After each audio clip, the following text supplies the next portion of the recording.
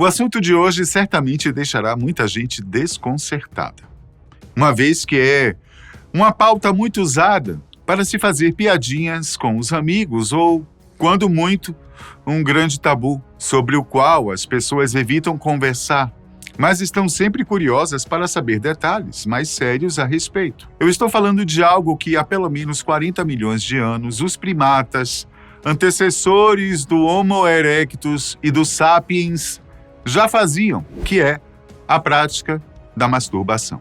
Afinal, a masturbação é um bem ou um mal para o ser humano? Quem pratica mais, o homem ou a mulher? Será que é um ato muito além da coisa física e sexual? Quais as benesses e também quais os riscos que circundam essa prática? Me acompanhe nesse vídeo e verá o que há por trás desse ato considerado libidinoso por muita gente, como também algo transcendental para outras pessoas. Agora, de uma coisa eu tenho certeza: você vai mudar seu modo de pensar e agir depois de assistir a esse conteúdo. Vamos lá? O fato de ser historicamente inerente à maioria dos animais, especialmente entre os primatas como nós, desafia a questão de ser meramente sexual ou um caminho para a obtenção de prazer. Mais do que um contexto sexual, a masturbação tem uma contextualização mais ampla, a evolutiva. Através dos séculos, a masturbação vem sendo tratada como tabu. Poucos são os pais que conversam a respeito de sexualidade em geral com seus filhos, e isso é fato no ambiente familiar. Entre os jovens do sexo masculino, conversas mais sérias podem até surgir, mas não sem antes haver uma overdose de brincadeiras e deboches, ou, como dizem, um tira-onda dos amigos. Além disso, a masturbação também começou a ser vista como uma patologia, isto é, a sociedade passou a se referir à saúde, especialmente mental, das pessoas que praticassem o ato. Mas, segundo uma bióloga britânica, Matilda Brindle, o comportamento autossexual, como ela denomina, é uma parte das funções evolutivas e onipresentes em todos os primatas, grupo ao qual os símios e também nós, humanos, fazemos parte. Ela não sabe dizer, no entanto, as reais origens, o porquê deu-se início a essa atividade solitária, mas acredita ter começado em locais de isolamento. Brindley ainda diz que os dois fortes intuitos evolutivos no ato de se masturbar são reproduzir-se e não adoecer. No caso da reprodução, o objetivo principal é aumentar as chances de fecundação. Os pesquisadores descobriram que isso pode acontecer devido à competição entre os machos. Segundo a bióloga, no caso dos macacos, por exemplo, se o indivíduo não tiver um status social muito elevado em seu grupo, ele pode fazer da masturbação um meio para ficar mais excitado antes do sexo e ser mais rápido na ejaculação, antes que outro primata o interrompa e tome seu lugar. Por outro lado, a masturbação pode também ajudar a eliminar o esperma velho e renovar o estoque, falando de um certo modo. Deixa eu explicar. O corpo humano produz esperma continuamente por meio dos testículos, em um processo chamado espermatogênese. O ciclo desse processo leva cerca de 64 a 74 dias. Aí existe uma estrutura localizada logo atrás dos testículos, chamada epidídimo, que funciona como um armazém, onde são estocadas algumas quantidades de espermatozoides. Trata-se de um tubo microscópico localizado atrás de cada testículo, onde os espermatozoides que acabaram de ser produzidos ficam guardados por um período de tempo. Amadurecem, ganhando a habilidade de nadar, por exemplo, pois é isso que eles fazem no sêmen que os carrega, e esperam até o momento de serem ejaculados. O que acontece é que, como todo e qualquer ser vivo, os espermas também têm vida útil limitada, que geralmente vai de alguns dias a algumas semanas. Eu repito, de alguns dias a algumas semanas, dependendo do ambiente em que se encontra. Se esses espermatozoides não forem ejaculados de alguma forma, ou eles serão absorvidos naturalmente pelo organismo, ou sairão de forma involuntária, durante o que chamam de poluições noturnas, os famosos sonhos molhados. Então, quando se diz que a masturbação ajuda a renovar o estoque, na verdade quer dizer que o sêmen armazenado há alguns dias no epidídimo está sendo expulso, o que pode contribuir para um estoque mais novo e mais saudável. Embora isso possa variar de um indivíduo para o outro, alguns estudos sugerem que a ejaculação feita com frequência traz uma melhoria na qualidade do sêmen. No entanto, tais estudos ainda são inconclusivos e não podem afirmar isso com absoluta certeza. Segundo outras pesquisas, realizadas por universidades dos Estados Unidos e da Austrália, revelaram manter a ejaculação em dia pode ajudar a evitar câncer na próstata. As últimas pesquisas apresentaram indícios de que homens com atividade ejaculativa regular possam ter menor risco de câncer desse tipo. A forma não importa. Frequência no sexo ou usando a masturbação como válvula de escape. Além de evitar o acúmulo de espermatozoides, invariavelmente não muito saudáveis, manter a área em atividade é tão importante quanto manter seu cérebro sempre ativo. E é bom lembrar que não é preciso fazer nada, a não ser manter uma alimentação saudável e uma vida ativa, para que o corpo continue a produzir espermatozoide. Por outro lado, o médico poderia dizer que a masturbação regular também não é necessária à saúde, como também não é prejudicial. Em vários casos, ela pode até trazer benefícios fisiológicos e psicológicos. Agora, deixando o âmbito físico-científico do objeto deste vídeo, algumas questões que permeiam a mente de muita gente por aí. A masturbação é uma libertação ou uma armadilha para o espírito? O que pensam as linhas religiosas e espiritualistas atuais? Em que você está sendo afetado e talvez não saiba ao praticar esse ato solitário? Como eu disse anteriormente, a masturbação sempre foi alvo de tabus morais. Durante séculos, igrejas e sociedades a viam como pecado ou desequilíbrio que causaria males físicos e espirituais para qualquer pessoa que se atrevesse a essa prática. E para muitos fiéis, isso é uma das coisas que denotam a presença de Satanás no meio de nós. Narrativas antigas costumavam associá-la até a punições divinas. Por exemplo, a Torá relata que Onã foi punido por derramar seu sêmen em vão. E já vimos, no entanto, que estudos modernos descartam essas crendices. Mas cultura e fé pessoais são coisas que acabam se integrando a boa parte das pessoas. Ninguém tira. Sendo assim, a visão de libertação ou armadilha depende muito do referencial cultural e espiritual de cada um. Mas é possível que a masturbação também esteja relacionada à nossa incapacidade de crescer espiritualmente, moral e fisicamente?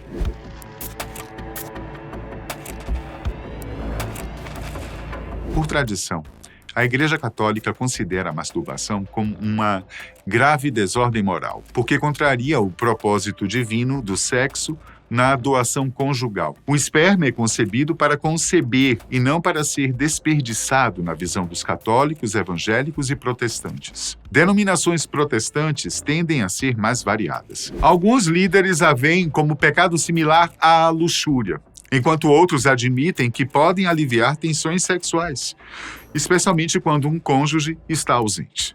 Você aí, acha o quê? Isso pode ter alguma coisa a ver com o declínio moral da humanidade?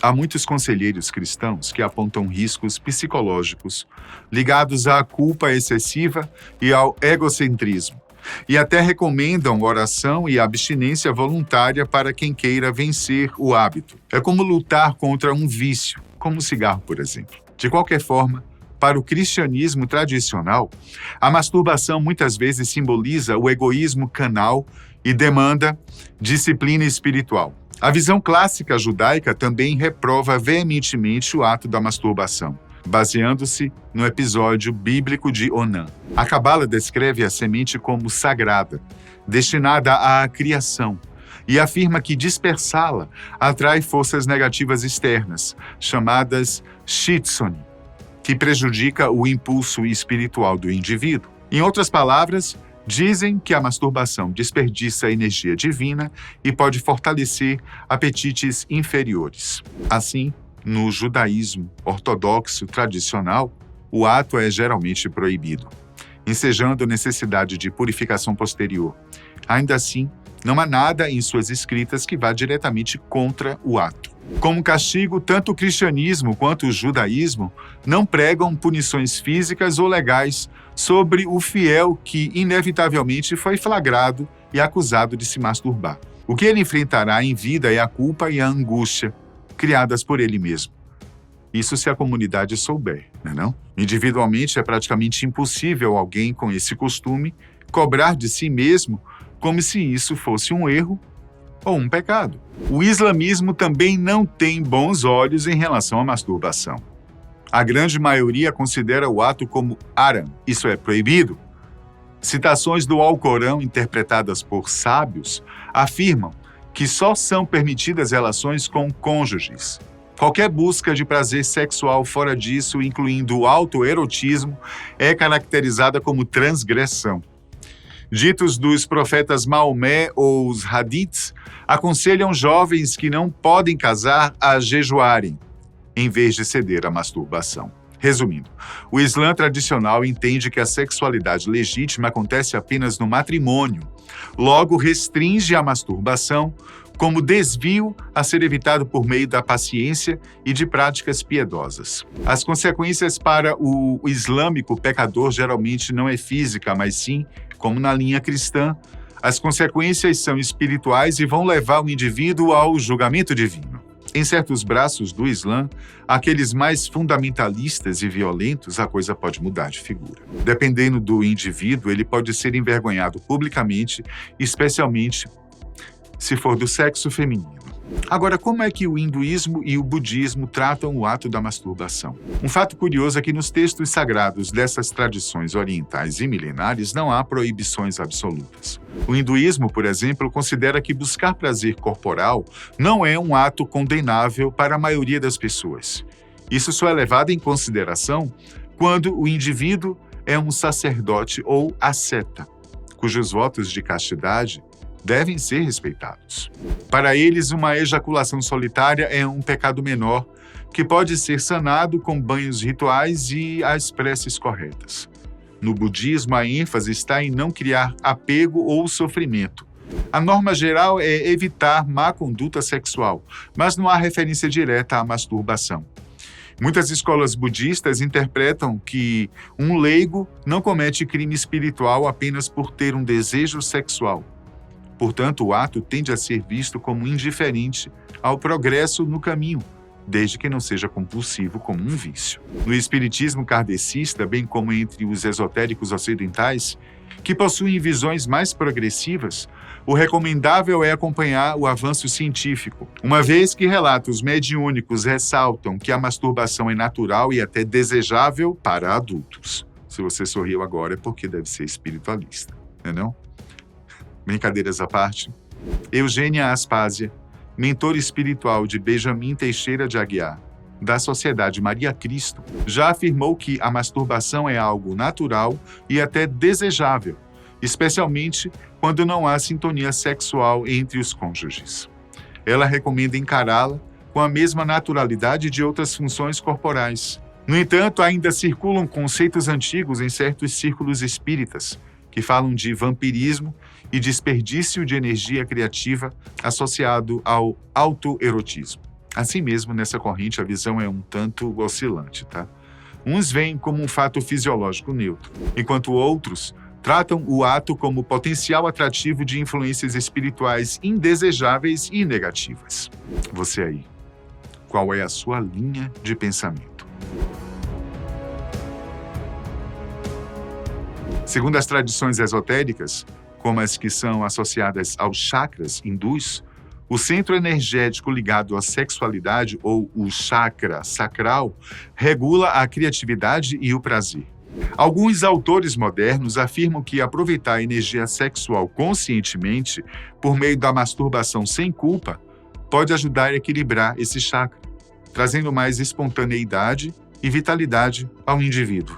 Em uma matéria jornalística de 2020, terapeutas afirmaram que explorar o próprio corpo livre de tabus ajuda muito a equilibrar o chakra sexual e incentiva a liberação da energia criativa. Essa perspectiva sugere que o autoerotismo, longe de ser um obstáculo espiritual, pode ser visto como um recurso de autoconhecimento e de alinhamento energético do indivíduo. De forma semelhante, correntes da nova era enxergam a masturbação como uma espécie de meditação erótica.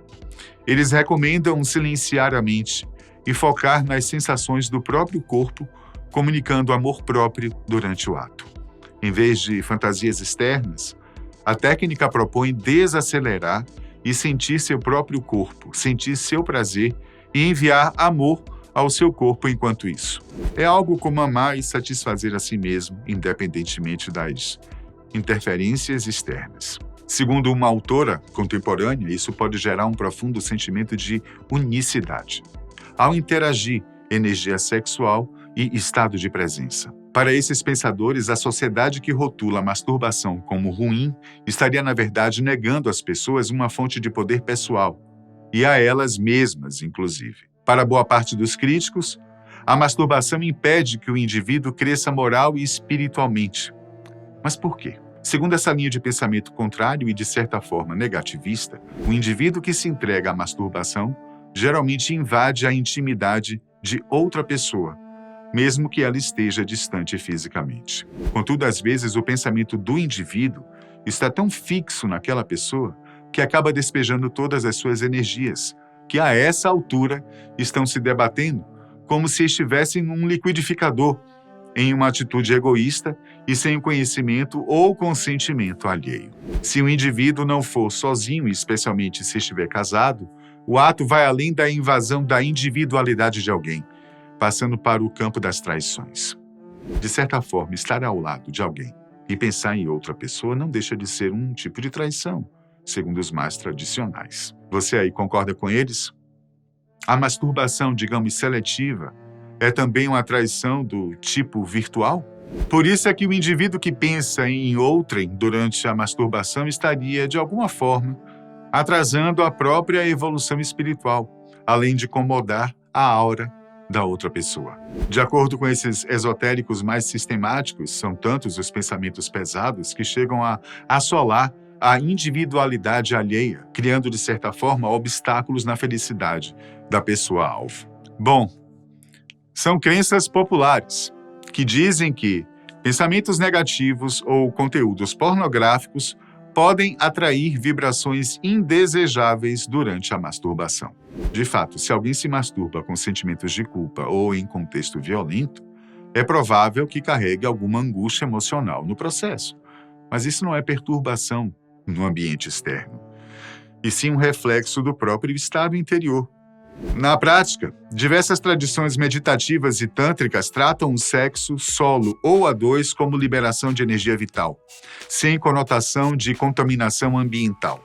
Como tenta mostrar esse vídeo, muitos enxergam o prazer autoerótico como potencial de cura psíquica e não como armadilha para o mundo espiritual, ao contrário das tradições religiosas mais rígidas, que veem nisso um desvio e uma tentação, apontando culpabilidade e risco moral. Agora você aí, conta pra gente. Como é que você vê tudo isso? É algo normal, inerente ao ser humano? Ou é coisa do diabo? Até a próxima.